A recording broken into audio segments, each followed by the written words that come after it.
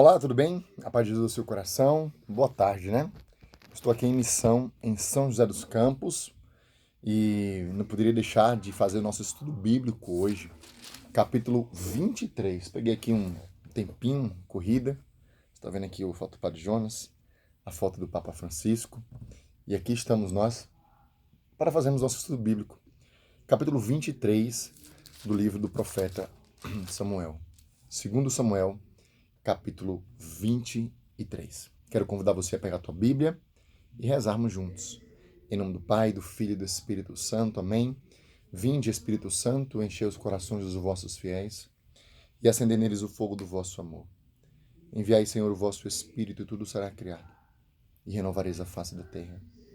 Oremos, ó Deus, que instruís os corações dos vossos fiéis com a luz do Espírito Santo. Fazei que apreciemos retamente todas as coisas segundo o mesmo Espírito e gozemos sempre da sua consolação. Por Cristo Senhor nosso. Amém. Capítulo 23 do segundo livro de Samuel. Últimas palavras de Davi. Foram estas as últimas palavras de Davi. Oráculo de Davi, filho de Jessé. Oráculo do homem que foi exaltado. Do ungido de Deus, do Deus de Jacó. Do cantor dos cânticos de Israel. Oráculo é palavra, né? E a força da palavra, uma palavra forte, né? E Davi aqui fala que ele era músico, né? Versículo 2. O Espírito de Yahvé falou por meio de mim. A sua palavra está na minha língua. O Deus de Israel falou. A rocha de Israel me disse. Veja que bonito. Israel tinha certeza, e era preciso que se falasse sempre, de que Deus era a rocha de Israel. A força, o caminho. Quem é a nossa rocha? Quem é a rocha onde você pode edificar a tua casa, a tua vida? Precisa ser Jesus. Só Ele é a rocha, a fortaleza, o amparo, o seguro, o escudo, a defesa, o refúgio, a cidadela. Né? Só Ele é a nossa vitória. Aquele que governa os homens com justiça, governa com o temor de Deus. Então, quem é que governa os homens com justiça? Davi vai dizer uma palavra aqui, versículo 3, finalzinho, vai dizer: aquele que governa os homens com justiça, governa com o temor de Deus. Então, quem teme a Deus, governa os homens com justiça. Temer a Deus é ser um homem religioso, piedoso e obedecer os seus mandamentos. Então, quais são os governantes da terra hoje que temem a Deus? Que defendem a vida? Que são contra a opressão? Que são contra o aborto? Que são contra a repressão religiosa? Então, os homens que são governantes de cidades, de estados, prefeitos, governadores, presidente da república, esse homem que teme a Deus, ele vai governar os homens com justiça. Caso contrário, é só corrupção. Por quê? Porque não teme a Deus. Nós vimos isto. E não adianta só ir na missa, não. Ou dizer que é católico, ou dizer que é evangélico. Se você não teme a Deus, e pelos frutos se conhece a árvore. Se você é injusto, corrupto, você é contra a agenda da família, não defende a família tradicional, né? Se você não defende a moral da igreja, você não é temente a Deus. Então veja, Davi está dizendo algo muito concreto. Aquele que governa os homens com justiça, governa com o temor de Deus. Então, quem teme a Deus vai governar os homens com justiça. Seja como presidente da república, seja como governador do estado, seja como prefeito da cidade, seja como pai da casa. Para governar os seus filhos com justiça, a sua casa com justiça, você precisa temer a Deus. Né? Temer a Deus. Buscar segui-lo. Então aqui um parênteses muito importante. Estamos em ano eleitoral, etc. Quem são aqueles que nós vamos eleger para governar o povo? Porque se essas pessoas que nós vamos eleger não forem homens tementes a Deus, né, que buscam, que lutam, não estou dizendo que sejam santos. Nós vamos escolher um padre, um missionário, etc. Né? Mas homem temente a Deus, Então, saiba que se nós não escolhermos uma pessoa temente a Deus, né? E hoje, infelizmente, é tão difícil ter, infelizmente, nós seremos governados com injustiça. Está aqui. Aquele que governa os homens com justiça, governa com o temor de Deus. Né? Ele é como a luz da manhã ao nascer do sol, na manhã sem nuvens, que faz brilhar depois da chuva a grama da terra. Não é assim para a minha casa junto de Deus, pois ele estabeleceu para mim uma aliança eterna em tudo ordenada e bem segura.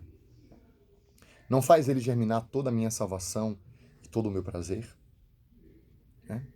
E todo o meu prazer.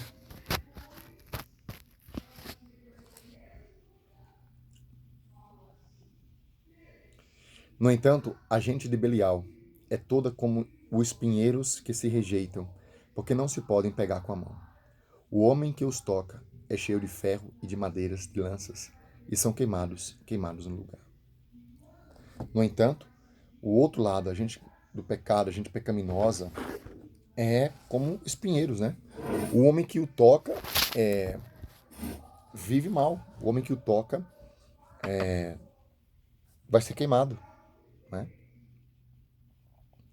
São palavras de Davi. Né? Versículo 8. Estes são os nomes dos valentes de Davi.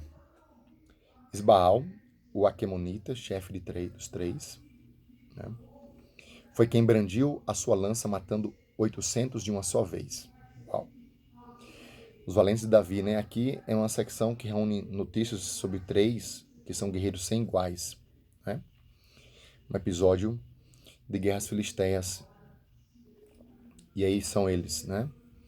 Primeiro, ele diz Isbaal, o Aquemonita, chefe dos três. Foi quem brandiu a sua lança matando 800 de uma só vez. Depois dele, Eleazar, filho de Dodô, o Aiorita, um dos três valentes que estava com Davi quando eles desfiaram os filisteus. Eles se reuniram para o combate e os homens de Israel subiram. Mas ele se levantou e combateu os filisteus, até que a sua mão adormeceu e ficou colada à espada. Naquele dia, Yahvé operou uma grande vitória, e o exército retornou após ele, mas só para apoderar-se dos despojos. Então, esse cara lutou tanto que a mão adormeceu na espada. Lutador, fidelidade, um valente. Depois dele, Sama, filho de Age, o Ararita. Os filisteus se haviam reunido em Lequi. Havia ali parte do campo, coberta de lentilhas. O exército fugira diante dos filisteus.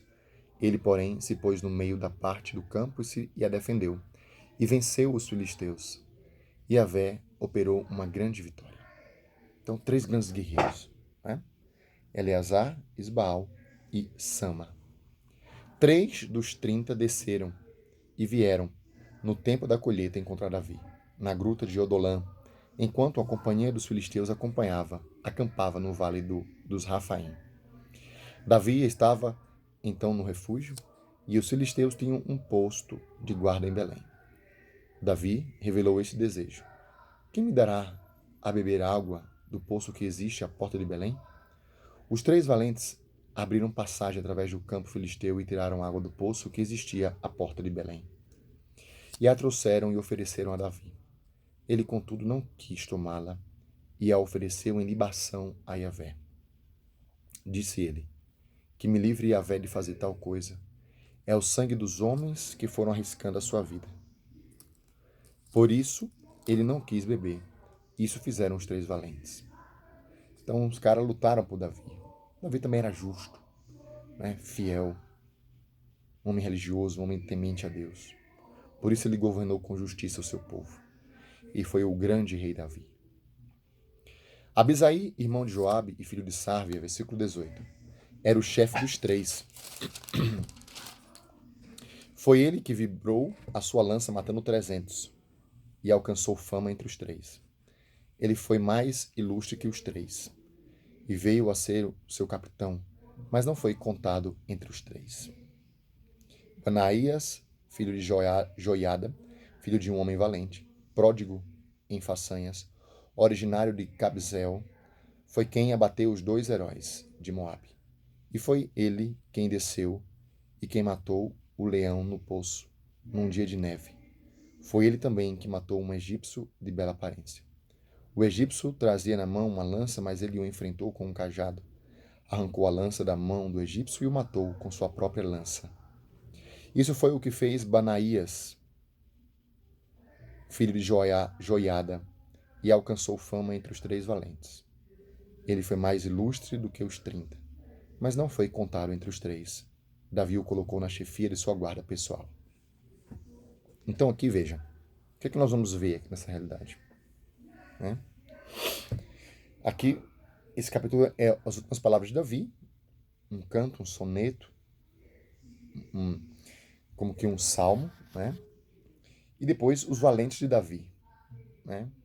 Aqueles que foram os grandes, que defenderam o exército, né? Aqui se reconhece esses homens que lutaram e que venceram. E aí termina assim, versículo 24. Azael, irmão de Joabe, estava entre os 30. Né? Entre os 30. Constituiu um corpo de guerreiros de elite que só é mencionado aqui. Eucana, filho de Dodô de Belém. Sama, o Arodita. Elica, o Arodita. Elis, o Faletita. Ira, filho de Asses, o Tecuíta. Abiezer, o Anatotita. Sabene, o Uzaíta. Selmon, o Aioíta. Maarai, o Netofatita. Elod, filho de Baana, o Neofatita. Etai, filho de Ribai, de Gabaá, dos filhos de Benjamim. Banaías, o Faratonita. Edai, das torrentes de Gaás. Abi-Abom, o Arabatita. Azamot, o Baurimita. Eliaba, o Saalbonita. Jazem, o Gunita. Jonatas, filho de Sama, o Ararita. Aian, filho de Sarar, o Ararita. Elifalete, filho de Azabai, filho de Maacatita. Alian, filho de Actofel, o Gilonita. Essai, o Carmelita. Faraai, o Arabita. Igai, filho de Natã, de Soba. Bani, o Gadita. Selec, o Amonita. Naarai, o Berotita, escudeiro de Joabe, filho de Sárvia. Ira, o Geretita. Gared, o Geretita. Urias, o Eteu.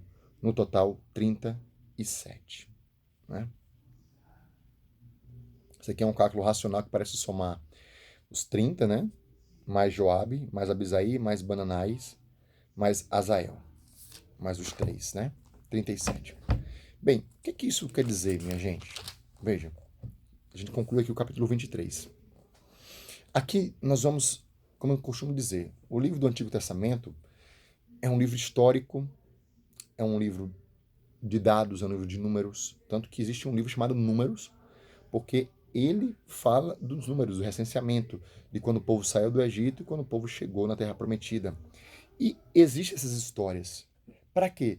Para dar veracidade, para contextualizar, para dizer que não é uma historinha de carocha, é fato real. Essas pessoas existiram, eram filhos de tal, era da tribo tal, exerceram tal função, viveram tal situação. Gente, são coisas reais, palpáveis.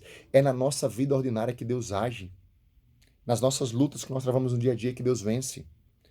Então, olhar para essa história aqui é entender justamente que Deus se manifesta na história do homem. E eu e você precisamos estar atentos. Né? Amanhã, domingo, nós faremos o nosso último capítulo do livro do 2 Samuel. Deus abençoe você. Compartilhe para que mais pessoas estejam conosco. E até amanhã.